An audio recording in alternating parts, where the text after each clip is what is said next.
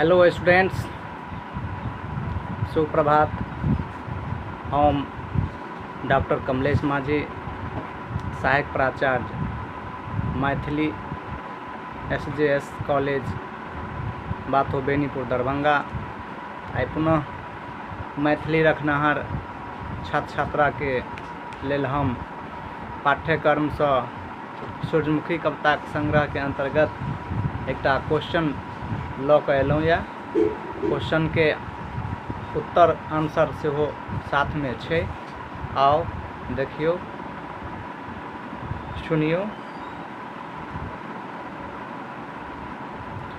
Question छै, प्रश्न छै, सूर्यमुखी काव्य संग्रहक विशेषता स्पष्ट करू। आर.सी. प्रसाद सिंह जे सूर्यमुखी कविता संग्रह लिखलखिन या ओकर काव्य संग्रह के जैसे विशेषता स्पष्ट करऽ के लेल जैसे में कह रहल छै जे सूर्यमुखी काव्य संग्रह के विशेषता स्पष्ट करू। ई अहाँ के जे छै BPSC में सेहो पूछल गेल छै, BPSC में सेहो पूछल गेल छै। उत्तर छै, श्री आर.सी. प्रसाद सिंहक रचना मुख्य गुण थिक सरल कोमल मधुर शब्द विन्यास एवं सहानुभूतिपूर्व संवेदनशील भावाभिव्यंजना विविध भाव शिल्प के हिनक सूर्यमुखी कविता संग्रह पर हिनका सन 1984 ईस्वी में साहित्य अकादमी पुरस्कार प्राप्त भेलनि अछि। साहित्य अकादमी पुरस्कार हिनका जे से भेटल छनि, किनका? आर.सी. बाबू के 1984 ईस्वी में सूर्यमुखी कविता संग्रह पर में। सूर्यमुखी व्यक्ति काव्यगत विशेषता, सूर्यमुखी के जे काव्यगत विशेषता छै से सुनियो। शिल्प पक्ष, नव कविता में आर.सी. प्रसाद विविध भाव शिल्प संरचना सबसँ महत्वपूर्ण कवि अछि। प्रगतिवादी रचनाकार में ई आत्मविव्यक्ति और कृत्रिम समावादी देश काल चित्रण कयने छथि। हिनक शिल्प विधान अपन रचना में उत्तम अछि, बहुयामी लगैत अछि। भाषा, सूर्यमुखी काव्यक भाषा सीधा सपाट और सामान्य भाषाक साधारण लोकनिक सरस अभिव्यक्ति करैत अछि। सूर्यमुखी काव्यक भाषाक स्रोत परिवेश ओ संसार अछि, जाहि में कवि रहैत अछि।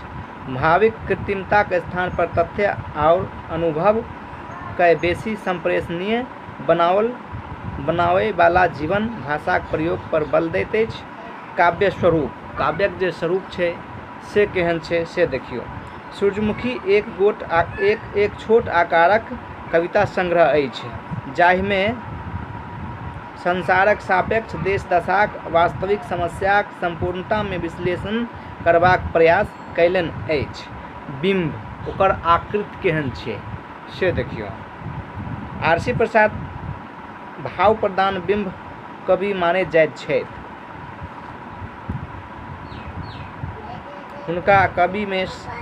हुनका कविता में समसामयिक समस्या तस्वीर प्रस्तुत करैत अछि। अपन बिंब भेला के एक कलात्मक सुंघताई बिंदु पर नहीं, किंतु एक विशेष प्रकारक भाव मलिनता रोमांचक बिंदु पर निर्मित करैत अछि। प्रतीक,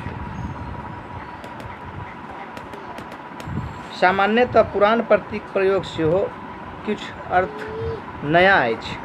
सामाजिकता और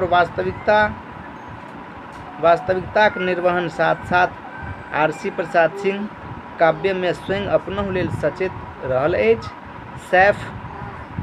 सैफाल क्रोनानेस के ई भाव हुनका कविता में देखल जा सकैत अछि। कीर्ति कान क्षेत्र में भावना, सिनोरिया, आम आदि थिक।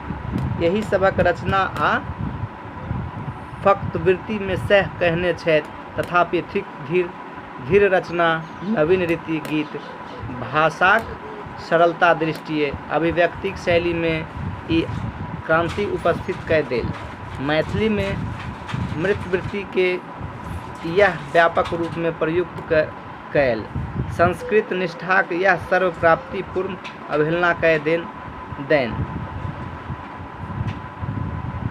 अतः मैथिली साहित्य में हिनका भाषा यथार्थ रूप में लोक भाषा थिक, किंतु प्रतिभाक स्पर्श व ग्रंथ भाषा में एकटा प्रदान करैत अछि। कहबाक मतलब जे आर.सी. बाबू जे सूर्यमुखी कविता दृष्टि कविता संग्रह के माध्यम से एहिमे जे अनेक प्रकार के कविता संग्रह छनि, ओहि कविता के माध्यम से जन सामान्य के ई देखबै चाहै छथिन, बुझबै चाहै छथिन जे समय के साथ लोग केना चलल जाइ छै, केना बदलि जाइ छै, केना चलबाक चाही। इएह सब तरहक जे है से देशक प्रति राष्ट्रक प्रति सब जैसे कविता इसमें जैसे संग्रहित कयल गेल छै। एहिक संग हम